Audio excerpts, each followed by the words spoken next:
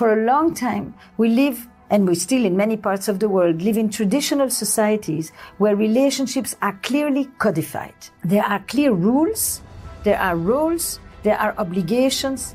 There's a tight structure from which you can't get out, but it tells you clearly who you are, where you belong, where you're rooted, and what's expected of you. Why are relationships seemingly so hard for so many people when it's the thing we need the most to feel alive, to feel happy, and to feel connected? This is the million-dollar question. You know, I'm a relationship therapist for 35 plus years. I work with people in their romantic relationships, family relationships, friendships, co-founder, colleagues, co-workers. So love and work, the two pillars of our life, as Freud said. And if I could just say, why is the simple feeling of loving or caring not enough? Because the entire human drama is really complex. The same way as nature is complex, so is human nature complex. And I've spent my whole career studying what is changing in relationships. You know, why are they more complicated today? Are they more painful today? You know, have our expectations changed? And that I have answers to. I don't have answers to why is it so, why, you know, but I do know. Is it more complicated now, relationships, than 50 or 100 years ago? Yes, absolutely. Why is that? Why? For a very simple reason. For a long time, we live, and we still in many parts of the world, live in traditional societies where relationships are clearly codified. There are clear rules, there are roles, there are obligations. There's a tight structure from which you can't get out, but it tells you clearly who you are, where you belong, where you're rooted, and what's expected of you. And you don't have too much questions about whose career matters more, and who's going to wake up to feed the baby, and who has a right to demand for sex, and every husband knows exactly what they can ask from their wife, and the wife knows exactly what she should not tell her husband, and children know their place, and adults can all interact. All of this was super regulated. You know exactly that on Sunday you go to visit your family, and that you have to call your grandma, and nobody had, and you go to church, or you go to any other religious institution where you go to pray, to be with the community, etc. And you know what? Nobody needed to explain to you why it's important. You just went because I said so, and because that's what you do. That's what we do, and that's what we don't do, because what will the neighbors say? And there is a community that looks over you all the time, and the streets are narrow like that, and everybody knows what's going on in the neighbor's house. Right now, your best friends could be breaking up and you didn't even see it coming. Nobody knows what goes on in the neighbor's house. That's where Should We Begin became, I think, so powerful. It gave you back a sense of what actually goes on in other people's lives, so that you're not alone wondering, am I the only one who's going through all of this? This tight structure of our society has moved into what we call today network societies. Network societies is not tight knots, it's loose ends. It's loose threads with commitment that can be revoked at any moment. That's why your women are constantly writing to you. I thought we had something, and the next day he disappears. I thought we had developed a sense of trust. You know, where is the care? Where is the loyalty? Where is the continuity? All these things that now are not just set, fixed, they all have to be negotiated. Everything that was a rule is now a negotiation, a conversation. Who's going to go to work? Are we going to move you to the West Coast, or are you going to move with me to the East Coast? Are we going to have children? Are we ready to have children? How many children? Do we even want children? You know, on and on and on. Am I happy at work? Oh, I could do better. Should I stay a few more months? Should I leave? Is this what I really want to do? Is this who I really am? Is this my passion? Is this my passion? You know, this identity quest the whole time. Is this who I want to be? Is this, and all of these questions are rather new questions. Why? Because in the past, or in other parts of the world today, you kind of know who you are. Seriously. You're the son of somebody. Right. Eben, you're the son of somebody. It starts with that, Ben. You know, and you probably will even do what your father has done. If you are a man, and maybe not too much of any of the outside the house if you are a woman, or you may begin a charting course of working outside the house. And all of these things are very, very normative. And now it's different. we don't have any of that at this moment. Yeah. We are, basically, I call it the identity economy. We spend our time trying to figure out, who am I? We have an enormous industry of self-help, you know, with this belief that we are self-made, that we can have selfies, that we do self-care. It's this self that is so focused, such the center of everything, and so fragile. The freaking self has never been more fragile. We are constantly making sure that it doesn't get overwhelmed, that it doesn't get triggered, that it doesn't get violated, that it doesn't get shattered, because it stands there alone, like the little Dutchman with his finger trying to hold back the dike. You know, and that is the times I think we are in at this moment. And that's the waters I think you swim in. Sure. Well, I think that's where suffering, inner suffering comes from on the surface, is when you obsessively think about yourself. When you're obsessively self-centric thinking all the time. Trying to improve yourself and feeling not good enough. Right.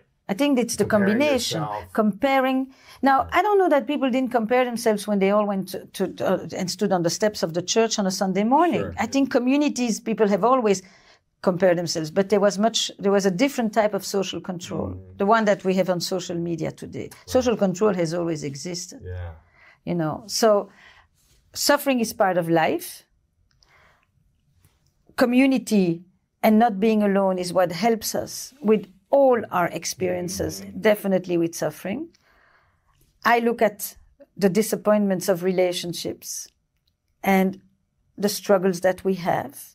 Why are they so challenging? What is the challenge? What can you do about it? When is it you who can do something? And when do you have to realize the limitations that what you will do will not change another necessarily, when it does and when it doesn't? And how does this manifest at work and at home? Yeah. You asked me how relationships have changed. I think we've never had more expectations of love and work than we do today. I think we expect today from love and work many things that we expected before from religion and from community. We want our relationships to be transformative, transcendent, meaningful, spiritual, sexual, purposeful, erotic, passionate, and we want it at home and we want it at work. We want it at work too.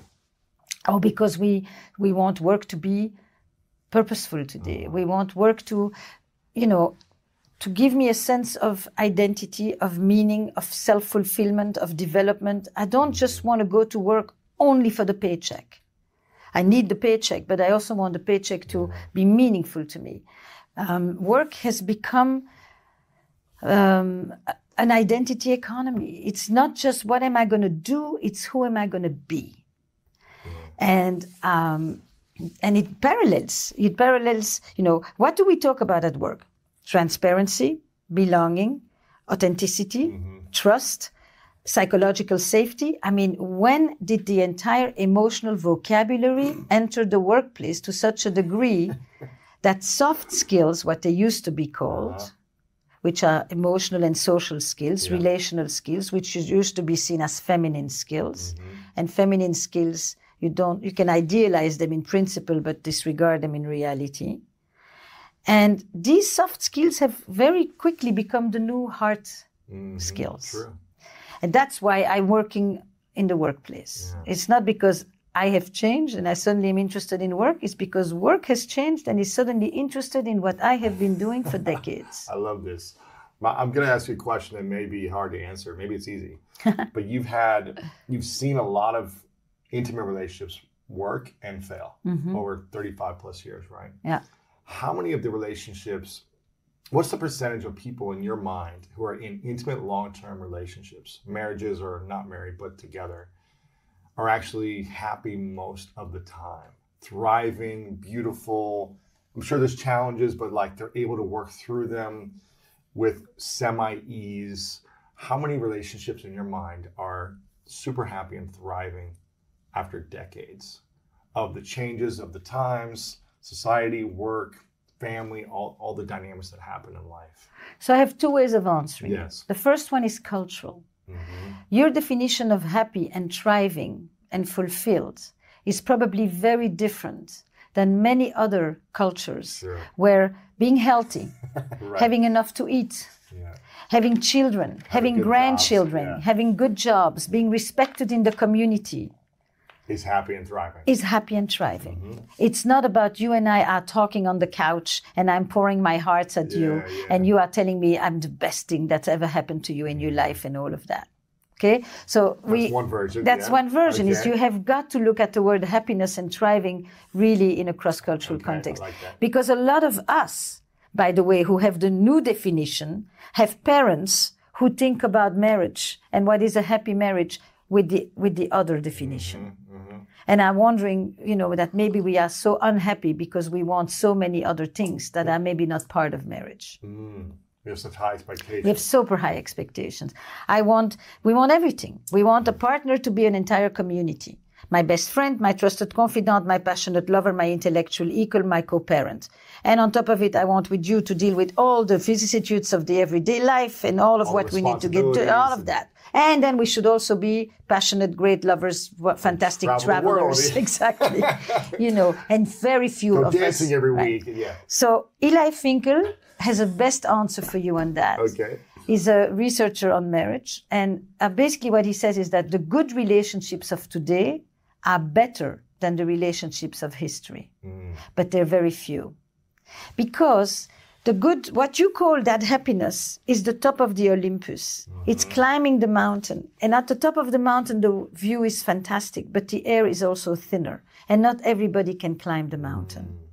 The people who get to the top, their top is probably better than the tops of the past. Wow. And now what is the top? It used to be that marriage was for survival. Then it became a romantic enterprise. And it became what I call the service economy, from the production economy to the service economy. You want children, but no longer just 8, so you only want 2. So sexuality becomes for pleasure and connection, so it becomes a service economy. It's no longer a production. Right. And then from there you go into identity, which is what? I want to become the best version of myself, and you're going to help me do so. That's the identity story of marriage. And that goes up the Maslow ladder. Now, if I ask the question differently, I actually wanted to write that very article. About 10, 15 years ago, I set out to write a piece, what are creative couples? And do you know, because creative was the word I was interested in, not so much happy, passionate, Sure. but creative, meaning not stable, not solid. But what is this thing? Creativity, the spark. And I went and I asked almost 100 people, do you know couples that inspire you? Do you know couples that you think have that spark still? And the frightening thing was that the majority of people could sometimes come up with 1, maybe 2, and that was it. Wow. They knew people who were very good at renovations and people who were great parents together and people who were great business partners together. But that whole that package. you talk about, Yeah. there were very few. And I thought that is so sad because here we are, we want something. I mean, if I say good business partners or business leaders, you would give me 10 people who you think inspire you to run a company, or authors or musicians, or we all have a long list. Who can say what's your favorite musician? I mean, most of us have more than one. When it comes to intimate relationships, people have very few models. Now, maybe it is because what they want is so high that there is very few models, actually. And that's probably the challenge of intimate relationships today. So how do we create that in an intimate partner?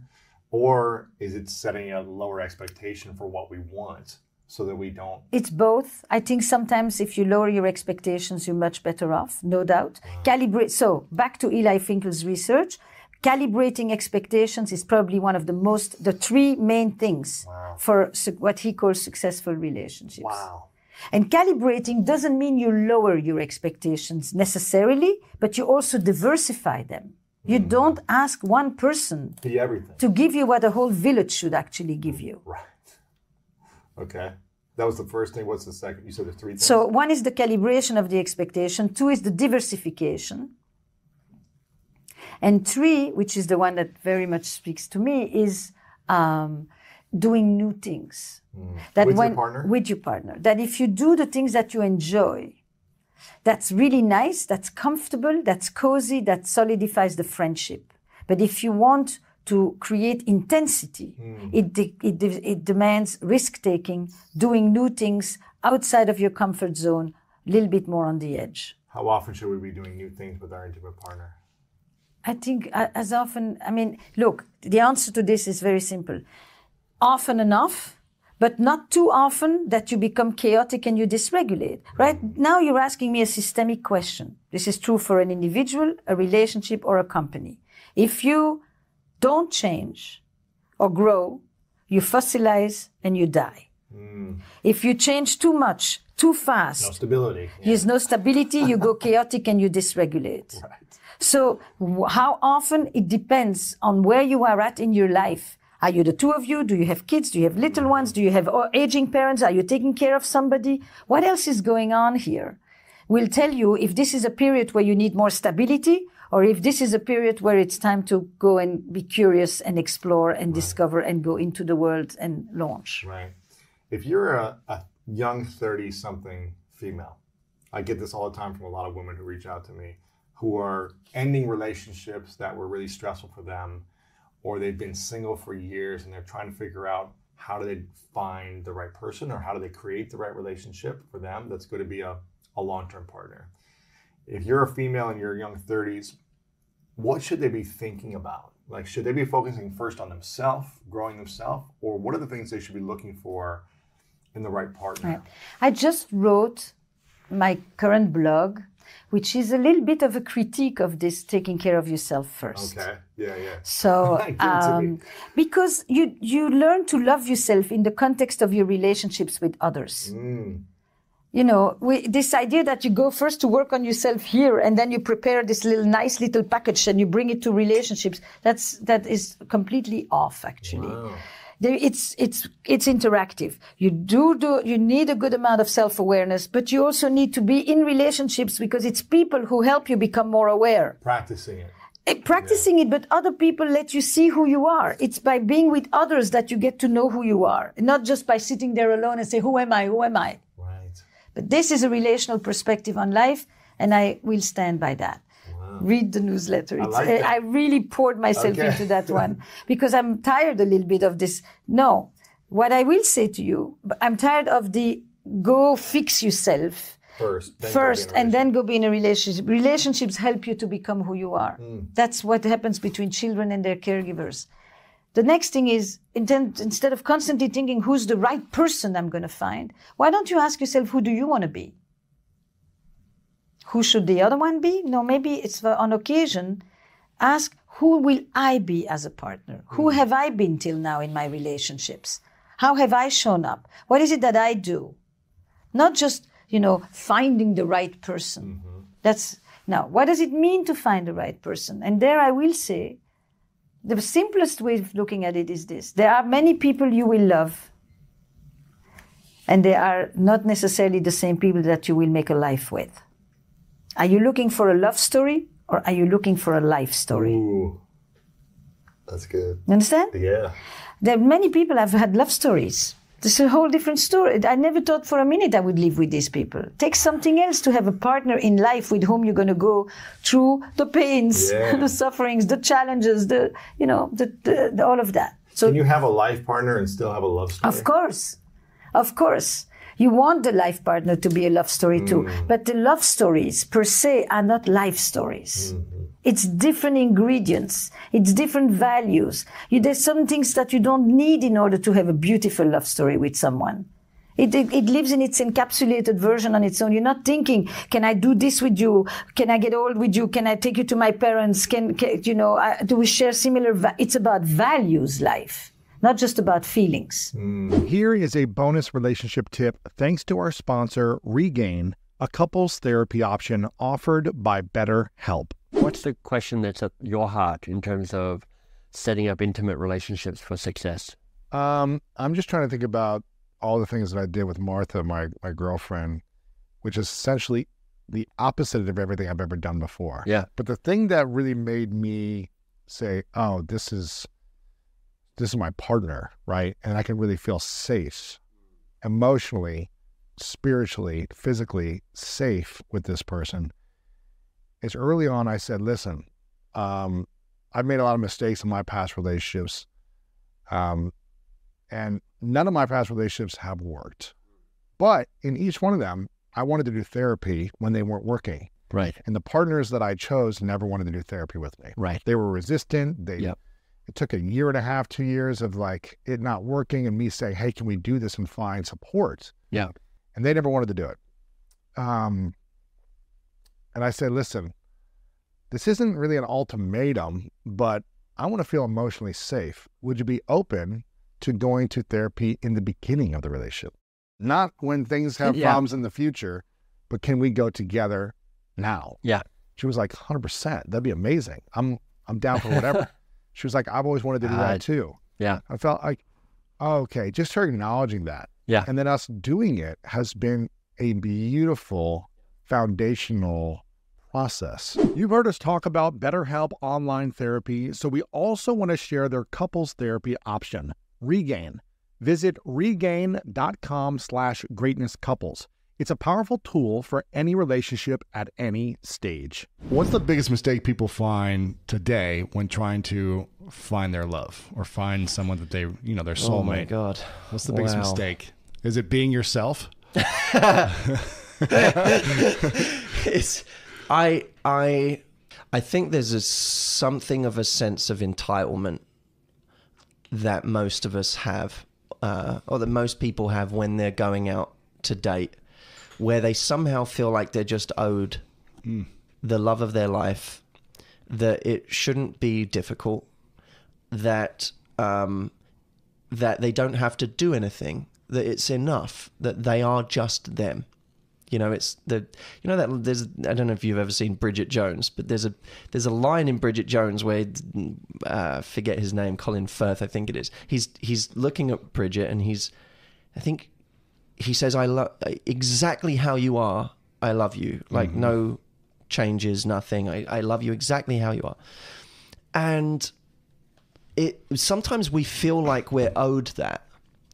And it kind of becomes an excuse again, to be lazy, to grow, not to, I don't, frankly, it doesn't really matter what you think you're owed in love. Yeah. No one cares. I think it's the same thing with work, and so many people are entitled and they think they should just get a job. You know? And so the biggest criticism I get all the time, which I'm happy with as a criticism of my advice, is, well, why do you need to do all of this stuff?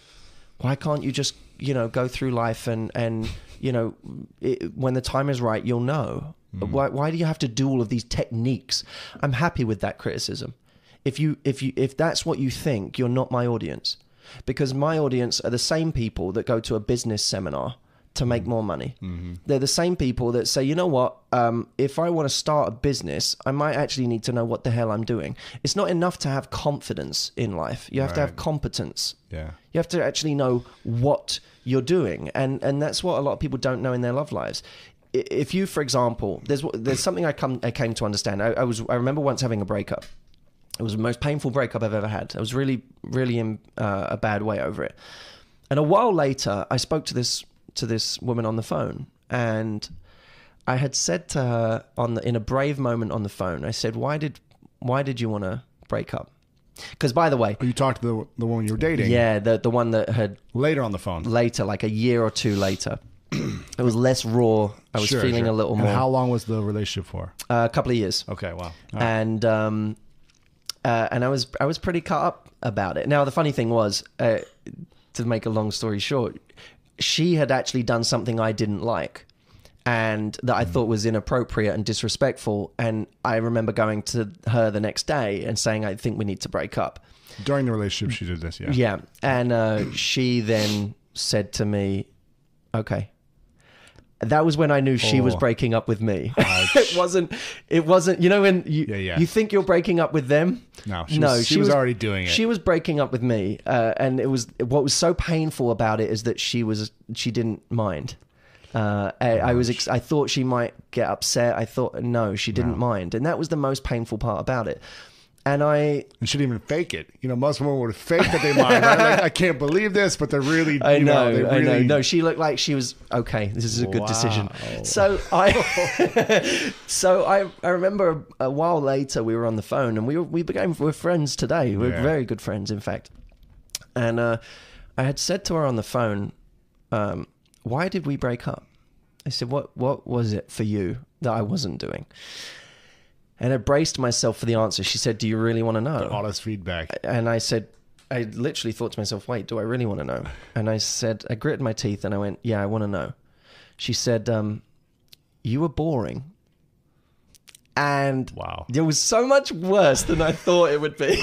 Do you know what I mean? Wow. Like not just like, oh, well, you know, it was just I was young and I was, you know, wanted to be free. No, you were boring. It was really cutting. And I remember resisting the urge to bite back. And I You're said, like, I wasn't boring. Right, I was, you know. exactly. I said, no, shut up, idiot. Just you asked the question, so now listen. So I said, why was I boring? She said, when I first met you, you were the most ambitious person I'd ever met. And she said, I never met someone with such an ability to decide they want something and then get it. And she said, it was so sexy. She said, but as we went into our relationship, the more time went on, the more that was all you were. You were super ambitious. You knew how to get what you want, but you were so one-dimensional. You know, it was all you did. Even in our free time, you were on the phone, you were on your laptop, you would talk about your business. You were always talking shop. There was never anything else you had to talk about. We didn't do anything spontaneous. We never went and had adventures. It was just all one track. And she said it got boring. Yeah. And I said, wow, she was right. She was right. There was nothing I could argue with. And I realized something in that moment. The thing that makes that one quality can make you really attractive, right? But it won't keep someone. Can make you get the person. Right. It can make you sexy. It can make you intriguing. Mysterious. Right. But it can even, for a time, make someone worship or idolize you. One quality. But one quality will not hold someone. Because the reality was there was a flip side to ambition, which would have made it eminently more attractive. And there are a few, right? Right. If you pair ambition, say, with an ability to enjoy life, now that person is Really sexy. super sexy. You combine ambition with a sense of spontaneity, for example. Adventure. Very, very sexy. Yes. Ambition on its own is, when you look at it from afar, very, very attractive. You go, women will say, I want an ambitious man. I like that. But when they get up close, if it's only one side to a coin, it quickly becomes unattractive. Someone I'm a big fan of, or unfortunately has passed, but Christopher Hitchens, he once said about love that the challenge is in not allowing your strengths to negate themselves. Wow. And that's a very powerful statement, because my ambition was my greatest strength that also had the ability to be the thing that crippled me. Because what happens is when you get good at something and you get validation from it, You want to keep doing it and get better at it. And it becomes, if you're not careful, a muscle that you train to the point of mutation. And then every other part of you is not working, it has atrophied. Yeah. So now you have a complete imbalance. It's like I remember working out at the gym once, and my trainer, I was doing pull-ups and was trying to work out my back. My back was fine. I could keep going. And then all of a sudden, my forearms gave up while I was trying to pull myself up. And I said, this is so annoying. We're trying to work my back, but my back's fine, but my forearms have given up. Right. He said, you're only as strong as your weakest link. If your forearms aren't there, you're not going to be able to train your back as well as you could. Yeah. So here's the point about this, which I find very interesting about dating. To your point of what's the biggest mistake people make? Apart from, of course, the entitlement, it's over-reliance on a key strength that they have come to rely on as their source of validation, success, confidence. Right. Over-reliance on that. I had come to over-rely on essentially being ahead of the curve for my age. Yeah. That was like the thing that I was always based my confidence on, was I am way ahead of the curve for people my age. My business is going great. Correct. The people I grew up with in my age group are not where I am. Just are still living at home and whatever. But guess what? That alone is boring. Yeah. It's boring, and it doesn't make an interesting, rounded, sexy person. But when you combine it with something else, it becomes what I call a unique pairing. It's a bit like if I wanted to really get a woman attracted tonight, not me, but like send a guy out to get a woman attracted, I could literally, if he went in and he was a little cocky and teasing, but in the right way, not an arrogant, obnoxious, but just he knew how to play with her. And then a couple of hours later, maybe it's getting late, he comes out of the restroom, and after being teasing and playful and silly, he says, "You know what? It's getting late. I called you a car. I don't want you walking outside." And he says, "I have to go as well. I have to get up early." He takes her outside. He gives her a little kiss. He says, "All jokes aside, I've had the best night with you tonight. I'll call you later this week." Puts her in the car. Car drives away. That woman will be going, "Oh, crap. I like this guy." Yeah. Now, the reason wasn't because he was a gentleman, and it wasn't because he was cocky and teasing. It was because he was both. Both of them. Yeah.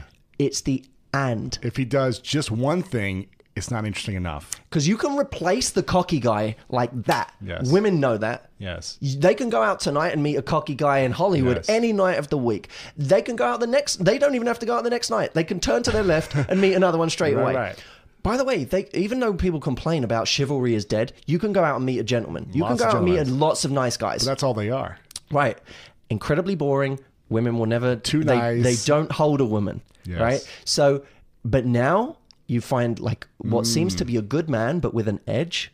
That's a unique pairing. Yes. And that's someone that becomes not an attraction, but an addiction. Ooh. And there's a big difference. So I believe that we will actually, I believe these pairings already exist within us, but we've overtrained certain muscles. We've overtrained certain qualities that we've gotten used to as habit. Yeah. For some people, it's being funny. Sure. For other people, it's being intellectual, and they're the person that knows everything about everything. They've read every book. They can always quote so-and-so. For others, it's being seductive. That's the thing they got really good at. So they're really good at, getting someone into bed or getting someone sexually attracted, but they're never the person you want to eat pizza with the next day. Right. So it's like, it's finding those combinations that make you go, oh my God, the person I was with last night, they were this and they were this. It's the and. The and is where it's at. I wonder what else they could do. Exactly. And by the way, that's what makes it so hard. I say this to everybody. If you want to know why you found it so hard to get over a certain ex, look for the unique pairing. Ooh, because they had multiple things. There was some unique pairing that made you feel addicted, like they were difficult to replace. Oh. And that's what scares us. The more unique pairings you have, the more you become a rare bird in the dating marketplace. Right. Right. And when you become rare, people get really terrified of losing you. And that's always the case. Whenever you think of someone you've lost and you think, God, like your heart aches for having lost them. For like months and months. Yeah. It's because you go, it's not because you go, they were good in bed. It's because you go, they were good in bed and they made me laugh. Like I never and find they were that. Nice to my parents. And I took them home and she was a sweetheart to my, there's those moments where you go, God, I can't find this person again. And that terrifies you. Yeah. So again, to be more positive about it, be the person that has the unique pairings that other people are terrified of losing. Yeah. I like this because I feel like, well, I don't feel like, but the statistics show that the divorce rate is up higher than ever right now, right? Isn't it something like 50%? I don't know if you hear. I hear these. No, I hear 50% banded around. How accurate it is, I don't know. But it seems like people are getting married multiple times, and they're easy to get out of relationships. They're, and I'll speak for myself. I have a lot of fears about long-term commitment. Most of my relationships are a year, maybe longer, but usually about a year. And then I'm like either bored or I get scared because I have my own walls and I still get to grow and learn. For sure. I'm curious, why do you think so many people bail in relationships? And why do you think so many people are getting divorced more than ever now? Oh man, that's a big question. I think there are a number of things. I can have a stab at this. I think firstly, there is less of a stigma now than there has ever been about divorce. It's okay now, right? Right. No, and certainly there are parts of the world where it's not, and there are certain religions and cultures where it's not, but certainly less than ever. Sure. Let's speak in America at least. Right. Yeah. There's less of a stigma Yeah. About divorce. We don't feel like complete failures in the same way that we might once have, or we wouldn't have. There would have been a time where we would have been outcast from society for it. So there's that. I think there's also a greater sense of entitlement these days, where people feel like they're owed, and marriage is, you've met the right person, so it's supposed to all feel great. And when it doesn't feel great, and when it's not all working, there must be something wrong with this person. Not with me, not with the amount of effort I'm investing into this relationship. There must be something wrong with this person. It turns out they're not the one after all. I thought they were, but they're not. The search continues. So the entitlement has people believing that it shouldn't be effort. And that's a very dangerous way to think of relationships. Yeah. If you really want to see who someone is in their relationship, talk to them about sex and passion and desire in their long-term relationship, and you'll get some very heated answers, because some people will say it's absolutely paramount. You have to maintain that passion. You have to find new ways to excite each other. Me and my partner, we're always searching. We're always exploring each other. We're always trying to figure out, like, what's going to turn you on tomorrow? How do I do something that you didn't predict, or how do I get you to know me a little less so that you get desire again? Whatever it is. Other people, and I've had hosts on TV get very, very uptight and upset over this issue, and it's usually they're overplaying their hand when they do. They'll say, well, Matt, it's different. When you're in a marriage, when you have kids, when you're in those situations, it's different, right? You can't just think of it like that. You don't, Matt, think other things become more important. And I always know who they are in their relationship when those things happen, because people, I think, don't go into relationships with a healthy view of what is required over the long term. And what is required? Well, there's a woman who is a great authority on this called Esther Perel, and she talks about the difference between love and desire. And I'm a big fan of her work, and I think she articulates it very, very well. That in relationships, you have to have both love and desire. Love isn't enough. Love is the thing that makes me want to get close to you. When I feel things for you, I want to know your mind. I want to know everything there is to know about you. I want to know what you're thinking. I want to know what you're doing tonight. I want to know who your friends are. I want to become friends with them. I want to get close to your mom. It's all these things. That's love. The desire to almost become merged. But desire exists in the space between two people. So you feel desire when there's a void, and when there's some mystery, and when you're still getting to know someone. So desire, ironically, is the thing that ends up creating love, because desire is like, I want to get close to you because I don't have you. And then when I get close, we feel feelings of love, but not desire now. Before the interview continues, if you feel like you're not living your most authentic life, not leaning into your purpose, and not living the life that your future self would be extremely proud of, I've written a new book called The Greatness Mindset, and I think you're going to love this. Through powerful stories, science-backed strategies, and step-by-step guidance, The Greatness Mindset will help you overcome all the different challenges in your life to design the life of your dreams and then turn it into your reality. Make sure to click the link below in the description to get your copy today. Okay, let's get back to this video. But what do you think of the 3 or 5 components to a foundation of a relationship that has the potential to really thrive long term, committed for decades? What are it needs to have these 3 or these 5 things. Otherwise, it's going to be really challenging to sustain this type of love and joy and happiness. I mean, a couple of simple ones, I guess, are I need to show up for my partner in ways that they need me to, not just ways that are comfortable to me. In other words, pay attention to what your partner actually needs. Because it's really easy to say, you know, I'm going to bring them lunch every day. That's like, I'm a really good cook, and I'm really, you know, I want to slave away every morning to bring them lunch every day because, you know, that's me giving. Maybe they don't care. To bring lunch every day. Like, maybe they don't care. Maybe what would mean the most to them is them getting home and you really being interested in their day. Do you think love languages is an important part of this, where it's like understanding someone's love language and giving them their top priorities? I think that it's an interesting framework, and it's been for a lot of people a very successful framework. I think any framework that just allows you to kind of, you know, create a structure for things that gives you some simplicity around it can be valuable. Sure. You know, and it doesn't mean it's the only framework you can apply, but it's a valuable model to work from.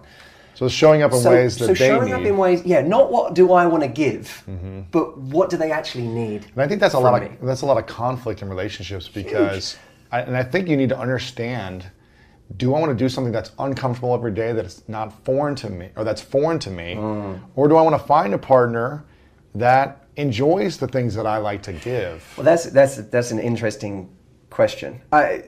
You know, that probably any relationship is going to be a bit of both, but sometimes it works even without, like, that's a kind of compatibility issue. Yes. But I think it even works outside of that in day-to-day stuff, because you might say, the thing I want to give to my partner is an awesome, you know, night together. But maybe what they need is an awesome night with their friends. Yeah. And maybe the most loving thing you can do is say, hey, I know you haven't seen this person in a while. You should go and see them. I know that relationship is important to you. You should go and hang out with your mum tonight. Or, you know, recognizing not what's easy for me to give, but what might be less comfortable for me to give, but is actually what would mean the world to them. Yeah. And I think if you really want to make yourself irreplaceable to someone, it's recognizing that. Because no one else is going to do that for them. I mean, you know what I mean? Like, it's really rare to find someone who's willing to do that for you. Okay, so that's number one. The second thing is to work on yourself. Yep. And to say, I'm responsible for me. My partner isn't responsible for me. I need to do the work to be the most loving, confident person I can be in this world. What are the fulfilled, has their own purpose, has things that drive them. That to me is very, very important. What's the first thing people should do work on themselves? Because you threw a few things out there, but what's like... I mean, firstly, do you have... maybe here's an interesting question you can ask yourself. If I had 10 hours free right now, what would I do with them? Interesting. If you can't give a good answer to that question, you might already be describing one of the weaknesses of your relationship. Yeah. And binge watching a series is not the best use of your time. It's, you know, that if the answer is, oh my God, well, I have my purpose, the thing I love getting stuck into, or it doesn't even have to be some grand purpose. Not everyone has found like their life's calling, but it could be, I really want to learn this language, or I really want to see this friend, or I really want to go and, you know, whatever it is, read this book or learn this thing. Take care of my health. Yeah, I can't wait to get to the gym. If you should be able to answer the question of, my partner cancelled on me today, what would I do with that day now?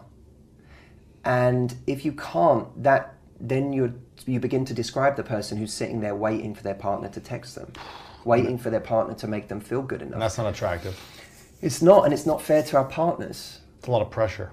It's a lot of pressure. And by the way, people put a lot of pressure on their partners by expecting their partner to put a Band-Aid on all sorts of things for them. You know, if they're feeling like, there's a lot of rhetoric about vulnerability right now. Now, I think vulnerability is huge. I think the work that people like Brené Brown are doing and so on is huge. Right. It's massively important. Vulnerability is absolutely an act of courage, and we should encourage it more, both sexes, all the time. But vulnerability is, something's making me insecure, and I'm going to share it with you because you're my partner and I love you and I tell you things, right? But you don't want to do that every day, It goes beyond vulnerability, right? If an hour from now I tell you, oh God, I'm feeling insecure again. And then an hour from now, you go, that thing's affecting me again. And tonight, because now, in a way, what we're doing is instead of sharing, we're dumping. I'm asking you now to fix it for me, to put a Band-Aid on it for me. Make me feel better, yeah. Of course, it's part of our part. A loving partner will support you and will do everything in their power to make you feel loved and to make you feel safe and to make you feel secure. And it's absolutely true that sometimes what we're feeling as insecurity is because our partner isn't doing their job in those things. That's true. They're not building. They're not building. They're doing things that are proactively making us feel insecure. There's minor betrayals, minor neglects, all of that. But sometimes we have to say, okay, what part of this am I responsible for? And it's my partner's responsibility. It's our responsibility in life together to share the load, to work towards things together. But it's not your job to carry the load for me. To carry my problems, to put the Band-Aid on every day. I need to... Maybe once in a blue moon, yeah. Of course, and we're all going to do that. We're all going to have, like, we're going to have days, weeks, times where we're going through something really serious. And our partner's job is to show up. Yeah. You know? But a friend of mine who's kind of blunt said to me, some days or weeks you get to be needy and difficult and high maintenance and boring and, you know, insecure, and then you don't. And I thought, yeah, like we get to be those things for a time until we don't, until it gets too much for somebody else, because we need to be, at the very least, we need to show our partner we're committed to our own growth. Yeah. So the first one, what did we have?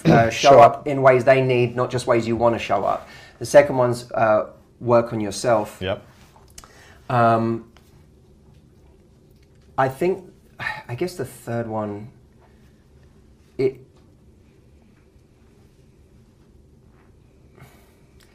me, teamwork is everything. Like being a genuine team is huge.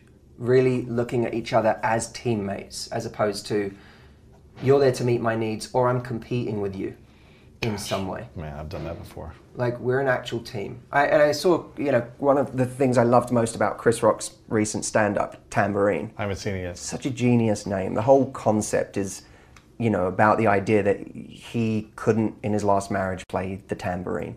He couldn't play the backup instrument, right? Right. And I thought it was such a great metaphor. Because in a good relationship, in a really genuinely mutually supportive relationship, some days you play tambourine. Some days you're their teammate. You can't, you know, the way he says it, her success is your success and vice versa. You're in this together.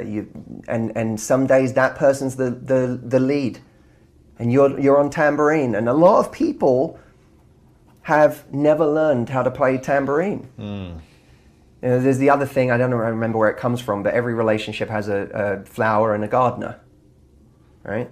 Well, most people don't want to be in a relationship where they're always the gardener. And they want to be never the flower, right? Blooming all the time. Yes, and sometimes you have to be the gardener, no matter how long you've played the flower, right? Right.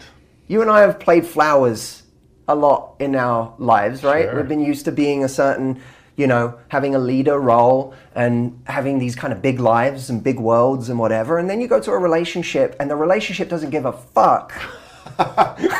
You know what I mean? About you. No. Yeah. I don't care that you're the flower out there in the world. Sometimes in our relationship, you have to be the gardener.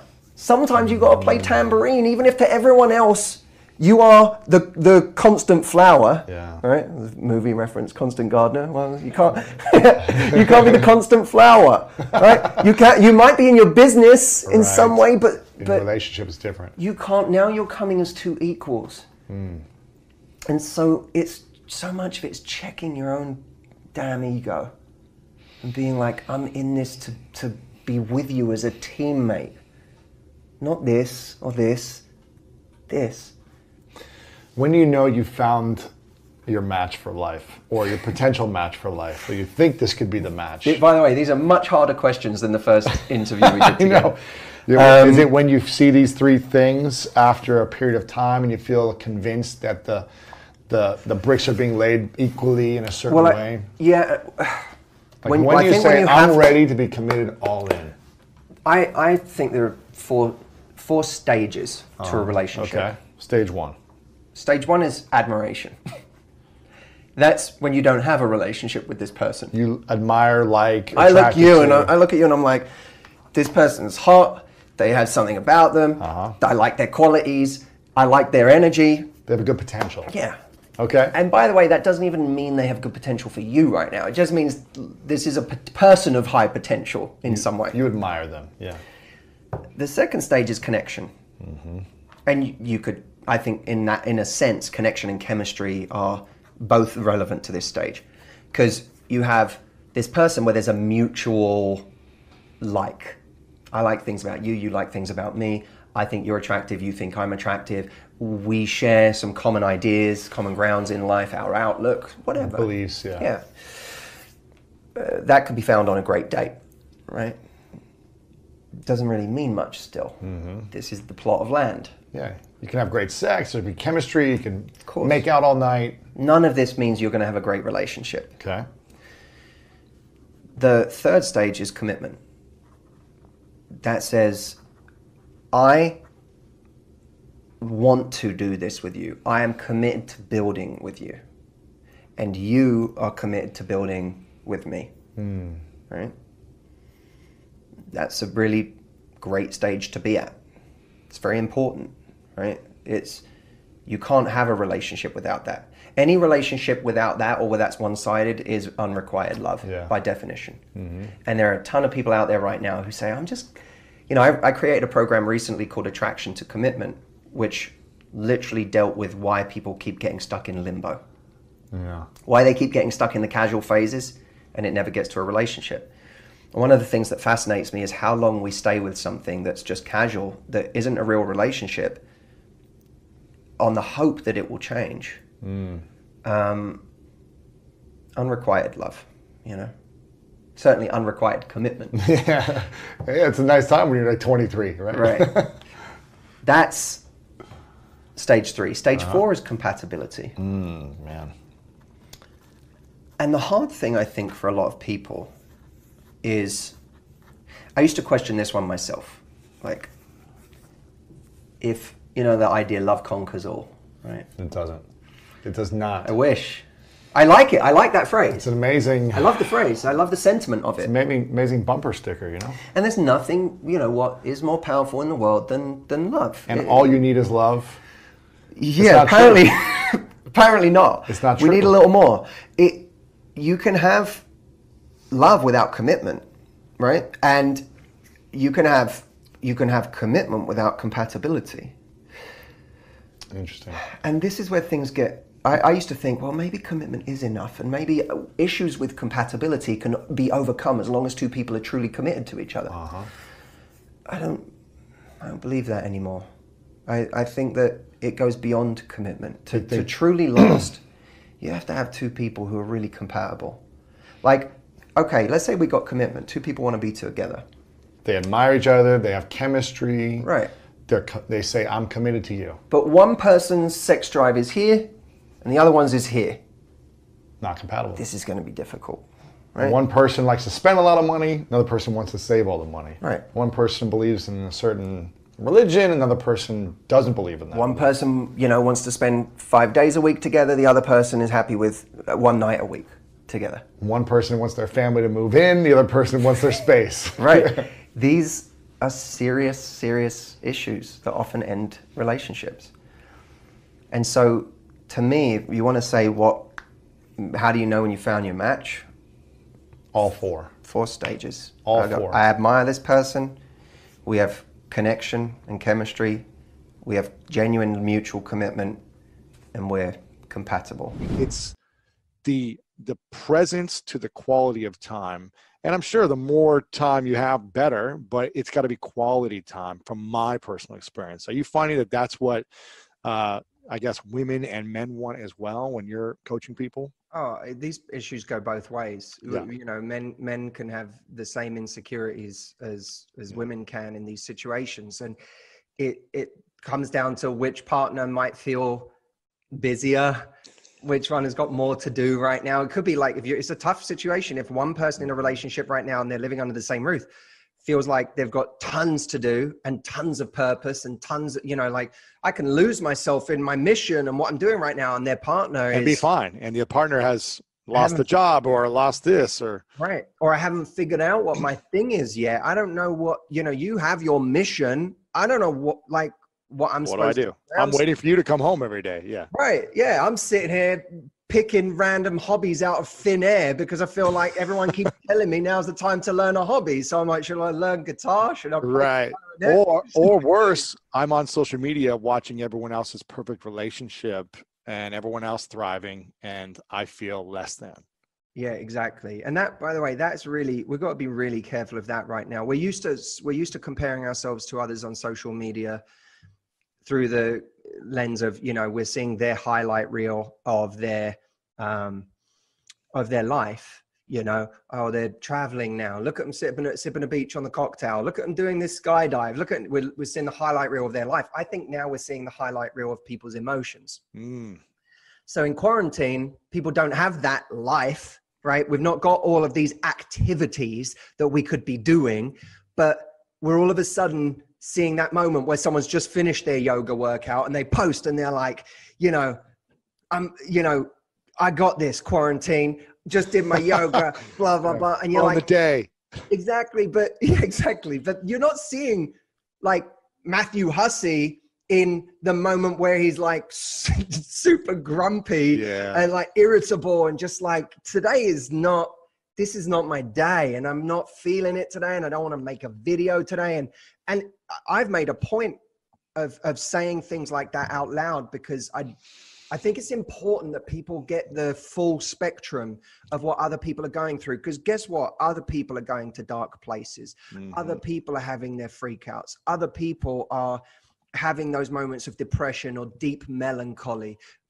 People are having those, but it's not necessarily the things that they're posting about, especially in the worlds that we operate in, Lewis, where there's a hell of a lot of people wanting to show how well they're doing under circumstances, how positive they're being, and so on. Yeah. What advice would you give to people that are feeling really lonely because they just went through a breakup, whether it be the end of the year or months ago, or maybe, you know, they just went through a breakup this week in the middle of quarantine and they're lonely, they're alone, they're emotionally hurt, and they're needing that kind of quick connection again. They might go back to the person because they're feeling weak and they miss that feeling of connection or love or intimacy. Yeah.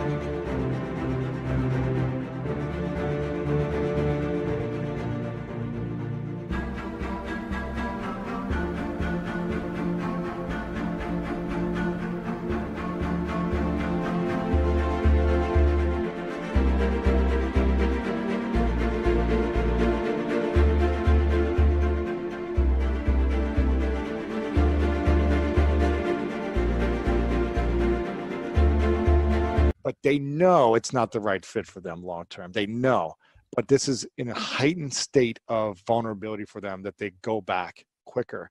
What advice do you have to someone like that? Very hard. I have so much. Firstly, a breakup, even under normal circumstances, is a tremendously difficult thing. True. I shouldn't say a breakup because there are many joyous breakups we go through, but when you experience true heartbreak, it is one of the most devastating feelings in the world. Devastating. You're a zombie. You're dead. You're dead inside. It's and it's worse than you're dead inside. You act dead to everybody else. Inside, you feel like you're dying. Yeah, that's on, true. On loop all day. You can't get out of it. Yeah. Yeah. In a breakup, and this is as true now. Now's no different. People need to recognize that now is just a difficult breakup on steroids, right? If you're going through heartbreak right now, you're just doing it on steroids, but it's just the same emotions. So don't fret that, oh my God, why did it have to happen now when this was going on? You're giving it a big story. It's still just the same emotions of heartbreak. You're just experiencing them in a heightened way. And you don't have the ability to rebound physically with that person or a new person, which we could see as a gift. Right. Why is that a gift? Because there are plenty of things, as my brother Stephen Hussey, a wonderful writer for our website, as he says, in a breakup, there are two methods of recovery. There's the athlete recovery method, and there's the hangover recovery method. You're going to like this, Lewis. Tell me. I love it. You haven't heard it before, but you're going to love it because the analogy is perfect for you. I love it. The hangover recovery method, you think about how do people deal with a hangover? They wake up, they eat greasy foods because they're like, oh, I just need something to make me feel better. They watch crap TV. They lay on the sofa. They wake up at 2 p.m. Yeah. Shut all the blinds. Don't let any light in. Eat ice cream. Essentially, they do all of these things that are temporary kind of pleasure and comfort, but ultimately are not nutritional and are not the things that are needed to get, what's needed? Massive amounts of hydration. Water. Go take a walk. Sunshine. Yeah. Right. Exercise. Get the metabolism moving again. Get that crap out of your system. That's all the stuff that's needed in that moment. But it can feel harder to do the things that are actually going to get you out of it. Now look at the way an athlete recovers in an injury, right? You know better than anybody. Yeah. You don't, firstly, you still train whatever you can train. You don't ignore everything simply because your shoulder's injured. You do what you can. Yeah, you do some abs, you do some legs, you do something else. Right. Let me keep a hand. Swimming. Yeah. Exactly. You eat well. You get tons of rest, as much rest as you possibly can. You do rehab where necessary, but you don't do so much that it injures what you're doing. Yeah, you reset your vision. You visualize what you want and start mentally rehearsing the reps, the repetition, the action steps. You mental rehearse, all those things, right? So now if you apply that to a breakup, the hangover recovery method is let's go and sleep with other people quickly just to get my fix, just to feel connected, just to feel like I'm worth something, just to feel like I'm still sexy. Let me go out and drink, party. Let me eat ice cream, bad food, keep going to the fridge. Get on Tinder and all the apps. And right. Or not, or just hide away under the covers. Don't engage life. It could be either or, but they're all hangover recovery methods because they don't make you feel better long-term. They're just short-term pleasure. The athlete recovery method in a breakup is you do the same as an athlete. You say, okay, my heart might be injured right now, right? My heart's offline, so to speak, but I still have everything else. So let me make sure the rest of my life is firing on all cylinders right now. Let me do everything. Let me be kind to myself. Let's maybe put dating aside for the moment or put that, but let me go and make platonic connections. Let me go and build my relationship.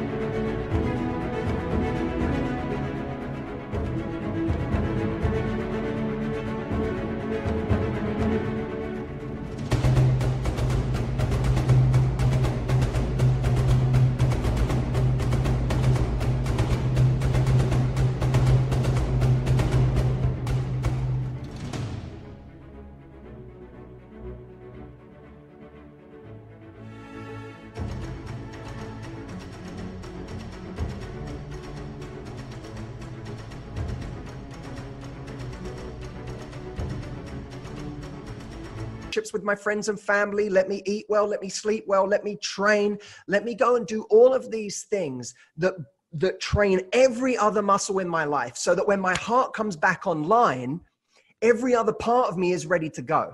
So you got one problem right now, you're in pain, right?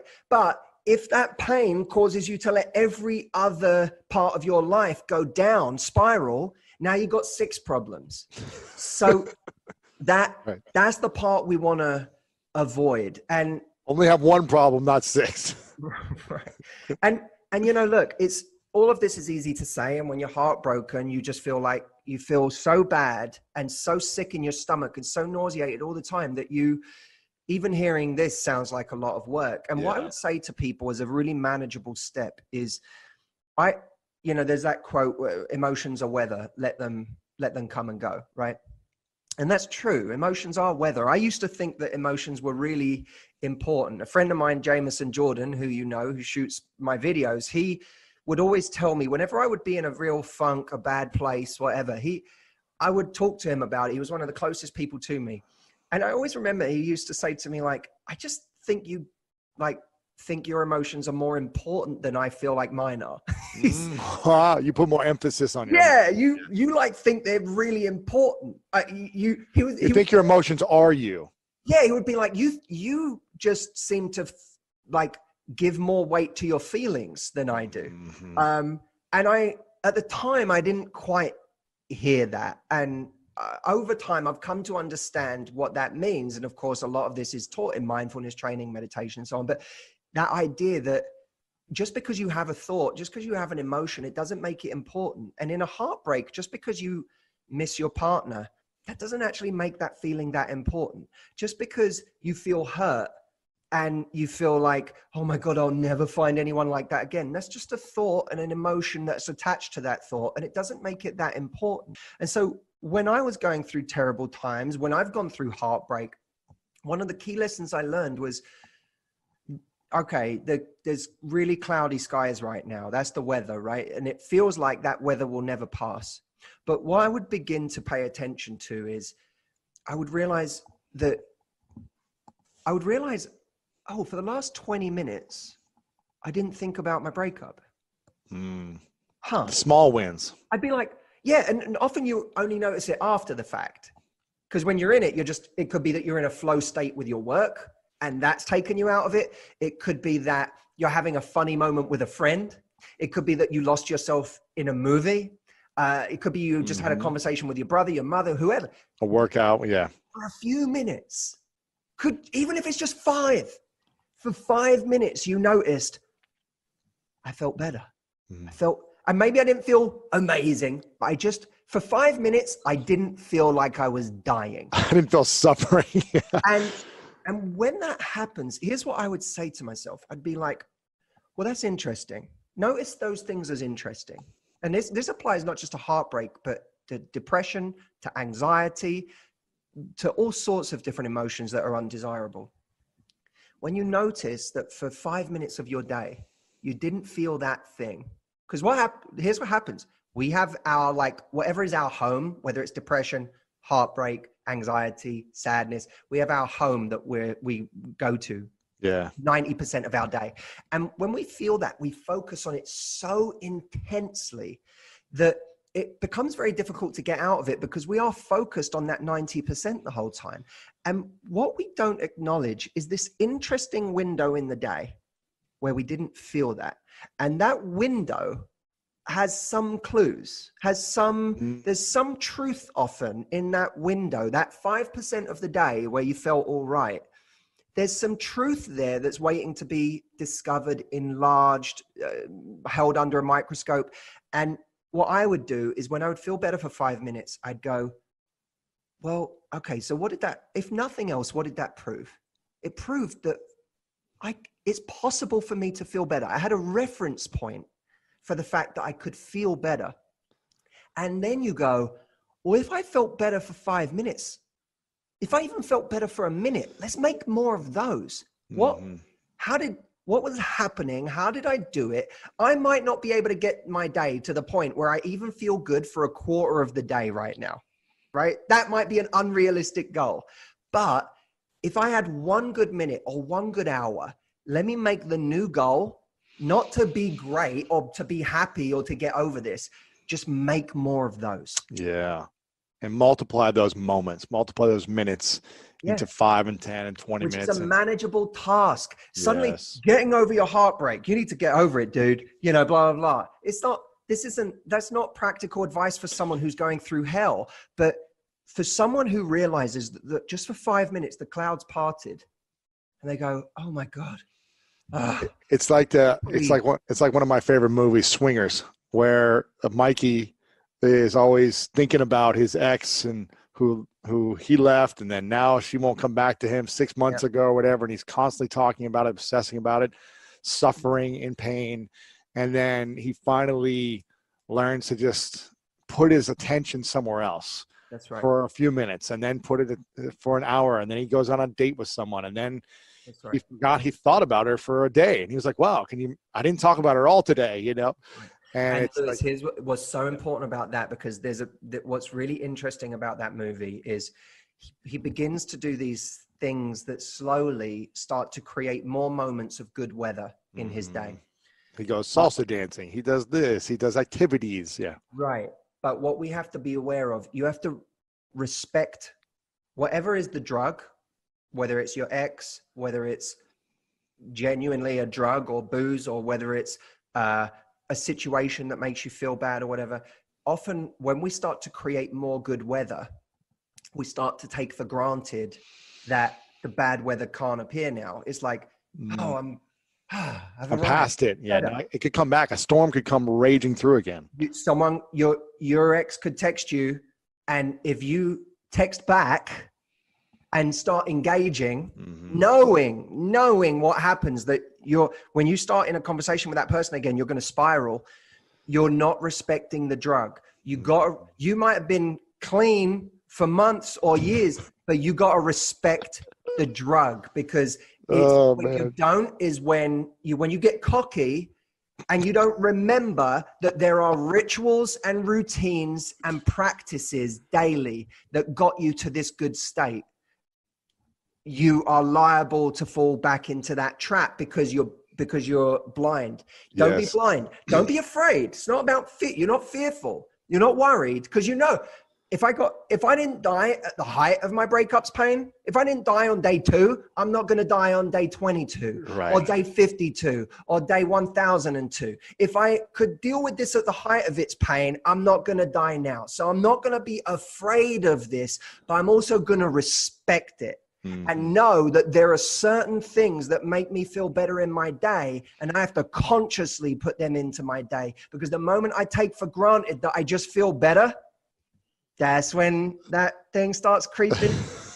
Yeah, exactly. I'm laughing so hard because we have a mutual friend that we've been helping. I won't say his name, but we've been helping navigate certain things in their relationship. And, it just reminded me of that, of replying to people when they text you, when you think you're good. Hey, don't go back into that. Make sure you stay true to what you want, what you're committed to, by the athlete mindset of envisioning something that you want for your future, envisioning the right relationship or the better match, or, how you want to be feeling, and all those things. Right.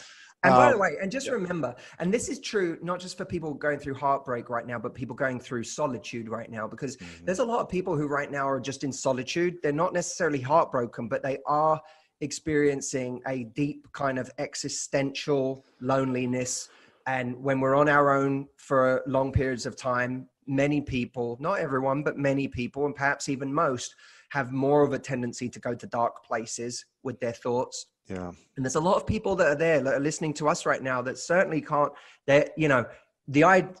some people might be in a hell with someone in the house, but these people in solitude are looking at that guy, and I'll take that right now over the hell I'm in of being constantly on my own and going out of my mind. I would say to people that, the same weather rule applies, that, you might feel really kind of dark and lonely at points in your day, but there are other points in your day where you don't. notice the good weather and pay attention to the good weather and what made you feel good? Did you just have a conversation with one of your siblings? Did you have a little group chat with a bunch of friends? Did you watch a life-affirming movie? Did you read a book that made you feel connected to an author from some period in time, maybe who was also alone and writing about it? And by reading that author, you go, oh my God, I feel, someone else is having the same experience as me. I think that's really important, is if you're in solitude right now on your own, you connect to other people who have experienced that, because some of the greatest figures of all time have spent inordinate amounts of time alone, have experienced the darkness that you're experiencing, and you're in good company. You may feel you're alone and, oh man, we have this solipsistic attitude that we're the only one who's alone. We know it's not rationally true. We know it's not logically true, but we feel it on an emotional level. Those are moments where you have to remind yourself, I'm in good company, not just today, but throughout time. Key figures, brilliant people that are far more brilliant than we will ever be, have experienced the deepest, darkest existential loneliness. And in a way, there is something slightly romantic about that. I always love when I read an author and I hear that author who's brilliant and who I love. And I was just reading Bertrand Russell, and then you hear about something that someone suffers with or something that they've gone through, and you go, oh, thank God. This person that I love also, suffered. Grew up. Also did this. There's that element of it that's really, really powerful. And so I think that you can adopt, accept that it's difficult. It is difficult. Don't look at other people and think they're handling it so well. It is difficult. I'd call my dad at times when business was hard and business was messy and like chaotic, and I'd screwed up or I'd lost money or I'd done something. I'd call my dad and I'd be like, my dad's one of my big mentors, and I'd call him and say, Dad, like, I'm just so stressed. I'm so overwhelmed. This is happening. This is going wrong. I got 10 people asking me for this, whatever. And he'd say, Matt, part of the problem is you don't think that other people's businesses are just as messy. It's almost like you think that you're struggling with all these things and other people aren't. He said, Matt, I've been in business for, 40 years. Business is messy. That is the nature of it. It is messy. It is chaotic. There are always things going wrong as well as things going right. That's the nature. That's how it is supposed to be. And when he would say that to me, it didn't take my problems away. But what it made me realize is, oh, it's all right. It's not, this is normal. I'm on top of my problems. I'm beating myself up and taking it personally that I'm doing a horrible job. Yeah. It's kind of like your dad and Jameson are saying the same thing. Your feelings are more important. Your mess is more important. A, don't give it so much power, and B, and don't give your feelings and emotions so much power. Not every emotion is a cue to do something. But at the same time, accept that this is your view. That, in The Road Less Traveled, M. Scott Peck talked about, I think one of the first line of his book is life is hard. And one of the things that makes life more difficult for us is that we expect it to be easy. Well, that's true of relationships. It's true of business. It's true of everything. And when we have someone close to us who says, you're all right. You're at home on your own right now. And you feel like it's dark and lonely and you're having these kind of existential thoughts, and you're welcome. That's normal. Of course you do. You're living at home on your own in isolation right now. Of course you're feeling these things. You're not a screw up. You're not weak. You're not handling it terribly because you're having these thoughts. That is absolutely normal. And that's what makes it heroic, is that you're having all these thoughts and you're having all these feelings, but you're in the company of wonderful people throughout history who have experienced this, who have had just as bad a time, who were dealing with it no better than you. But in that company, you can kind of then assume your hero's journey. And you've been maybe in an abusive relationship in the past where you were a doormat. You were walked on, you had no control, no authority. The person that you were in a relationship with walked over your boundaries, took advantage of all that. And you've had time to heal, and now you're getting back out there. Yeah. How can that person create a great dating experience in that first date to put themselves more in the driver's seat with some authority and not a doormat mentality? All right. So there's two things. I think the first thing is don't take out on that person what was done to you by somebody else. That's the worst. They're just, because we've all been victims of things to some degree, right? And let's say even if it was abusive, it was horrible, it was that. It is also not fair to take that out on an innocent person, like to take your trauma out to someone else. And sometimes we can feel trauma elsewhere and then project it onto someone else who didn't cause that to us. So I would say that's the most important thing, because it will allow you to connect. The other thing I will say is the majority of people tend to trust. When we have relationships with people, we tend to go and trust people. So when someone says something to you, you tend to believe it. We believe it. The average Why person. Why is that? We're just engineered that way. And I don't even know why that is, but we tend to sway towards trusting the person. In law enforcement, actually, it's the opposite. Law enforcement officials are notorious for thinking people are deceitful. So the average person believes people are honest. Law enforcement believes people are deceitful because they deal with more people who lie. But that causes a problem elsewhere, because when you do have innocent people, we're telling the truth. They're telling you the truth, and then you get false confessions. You get problems. You're looking at the wrong person because you're confirmation bias. That's a whole other animal over there. But knowing that we tend to give people, we tend to believe people automatically, just hold a little bit of that back. Don't believe less. Just be more reserved in how much you trust. Discerning about it. Yeah. Yes. Just don't put it all out on the table. Oh my God, this guy's great, or gal's great. I just connected with them. And then what we do, we go nose in. And so you don't want to give unconditional trust. So unconditional trust is like, I give you now trust across the board. I trust you in everything. When you start dating someone or any new relationship, even in business, always conditional trust. I'm not going to trust you all the way.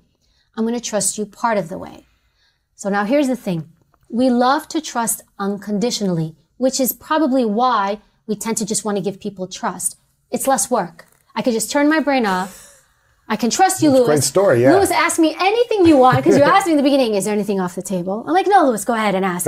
But you give that person unconditional trust, and I don't have to think so hard. I don't have to worry if you're going to manipulate me. I don't have to be on my guard. It's easy. It's easier, that relationship. Conditional trust means I have to be a bit more careful. So it's like me going to buy a car. I know I'm dealing with a car salesman. I know I should be careful. It's just understood that they try to get you to buy certain things and use certain language. So when I go in with conditional trust. And so I'm better protected. That's why there you're less likely to get hurt in those situations where you understand I can't fully give everything to this person. I can't fully trust them conditionally. I can, unconditionally. So I have to just be careful.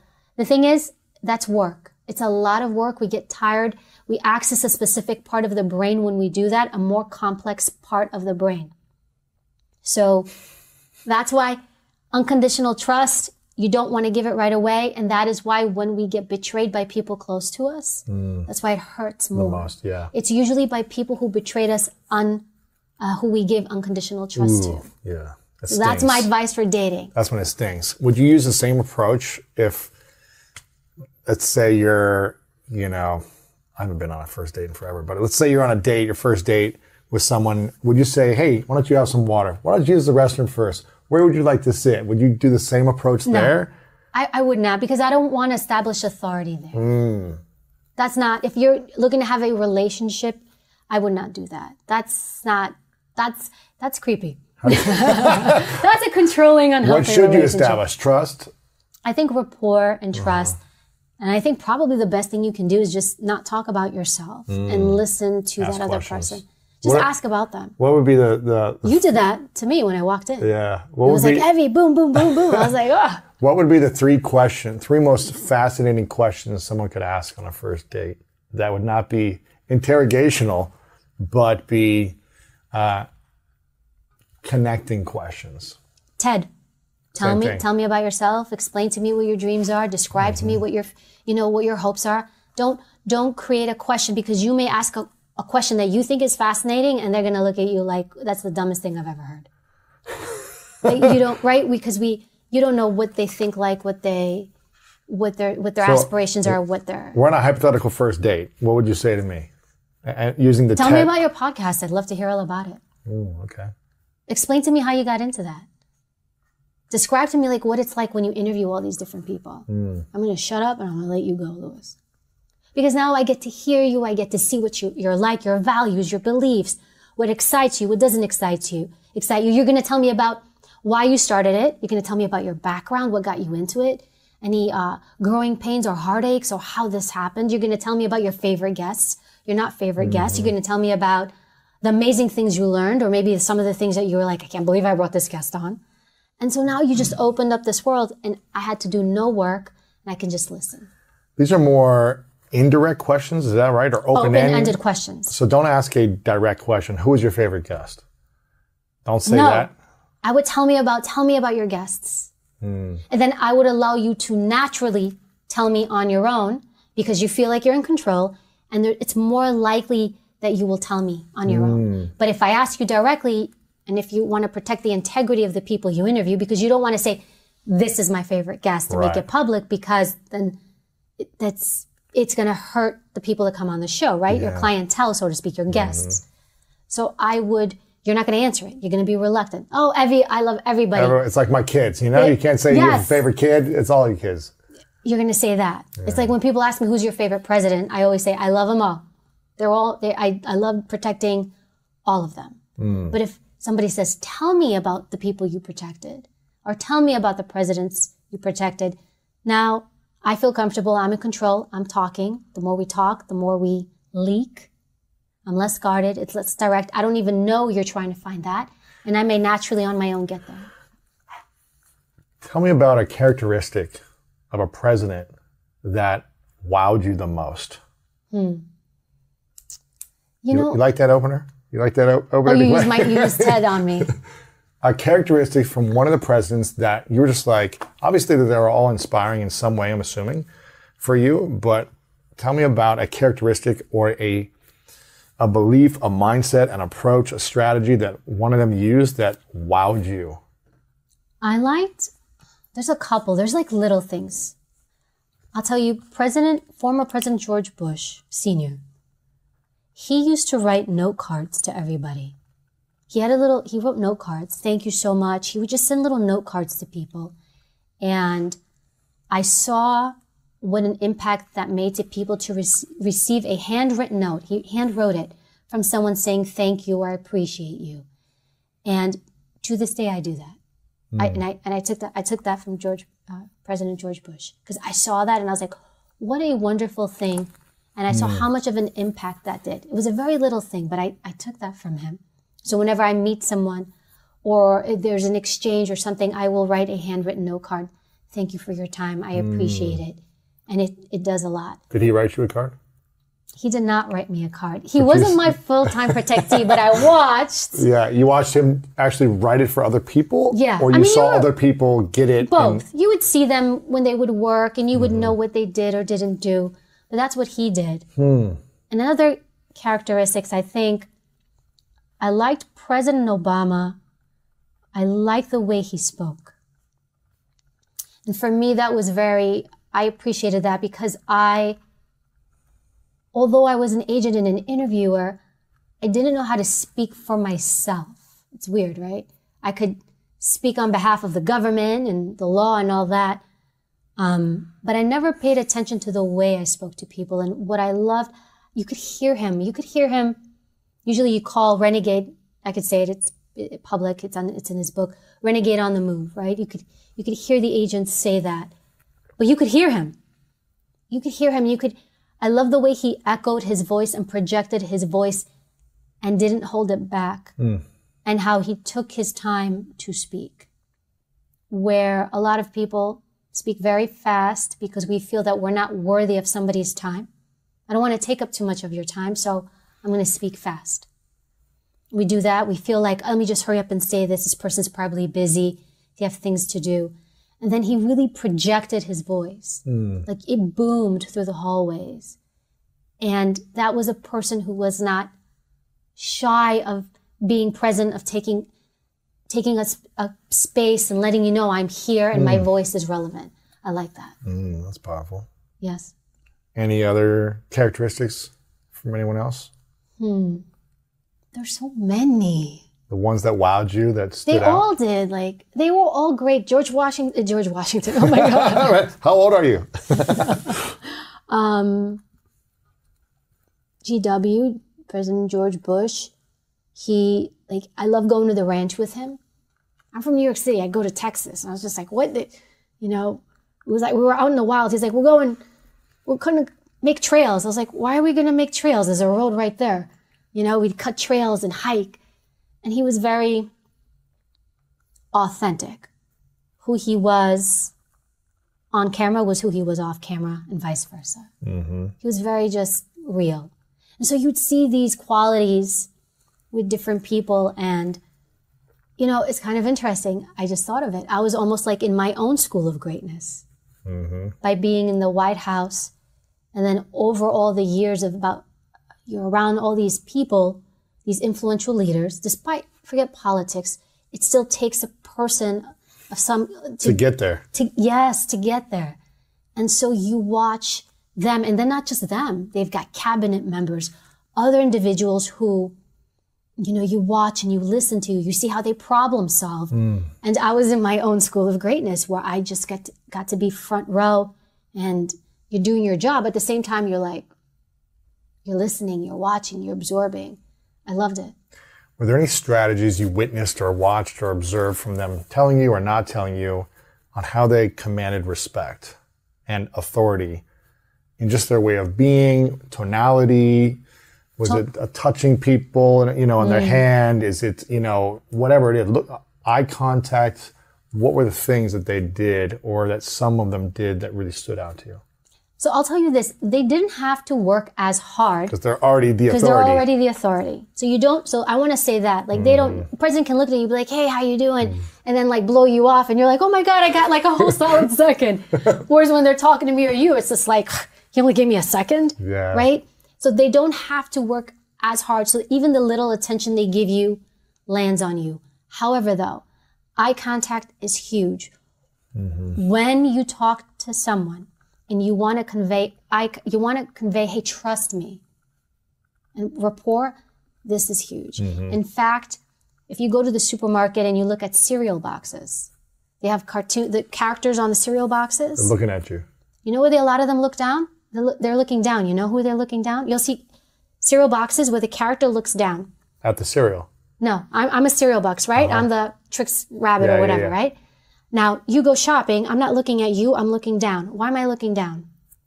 The rabbit's looking down. Right, the rabbit's looking down.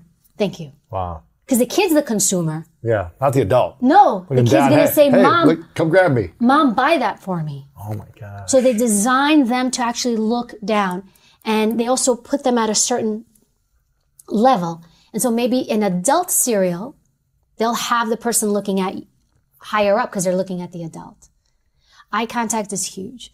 It conveys, trust me, talk to me, I'm here, I'm connected with you. Even when you want to listen to people, normally we do break eye contact, but good communicators will lock in. They're not uncomfortable. They're there, I'm with you, I'm connected with you. That is huge. But you touched on literally touching people, and you would see a tactic. I don't want to say a tactic, but no, it's a tactic. It's a strategy. It's a strategy. Is, hey, Louis, and, and maybe I like to touch your forearm. Yeah. You can do that. But I will say today. You can't do that. Today is very different. Yeah. They would teach us that. They're like, hey, you can touch the top of a person's knee and just be like, hey. And I could be like, whoa, unwanted touch. So now I would actually go against that. I would actually encourage people not to do that just simply because you don't know how it's going to be received. And now today, you got to be a little bit less is more with that. Yeah, shaking your hand, maybe that's it for I think a second hand on the top, like a genuine heartfelt for 2 seconds and then let it go. Yeah, I think so. You want to respect people's space. Yeah. It's a little bit different. I think we have more, we do have more social space now. Yes. And it's interesting how that's going to change the dynamics of how we interact in the future. Interesting. How do you build that trust without being present and more connected and touching and Right, and you have a mask. You can't even see the lower portion of a person's face, which conceals their expressions, their gestures. So it's even harder to read them. So how do we read people like that?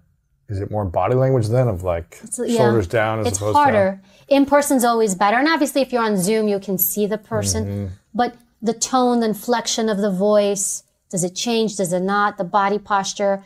Again, sometimes it's just as simple as how they say something, you know, the way they deliver a story. For example, when I worked cases, sometimes I did interviews and interrogations, and I would be asked to help local police departments sometimes. And they'd say, look, we have this case and we've got 3 suspects, but we can't figure out who it is. Oh. And I would, you know, I'd always want to interview the person I thought it was. And so I would say, do you have statements? And they say yes.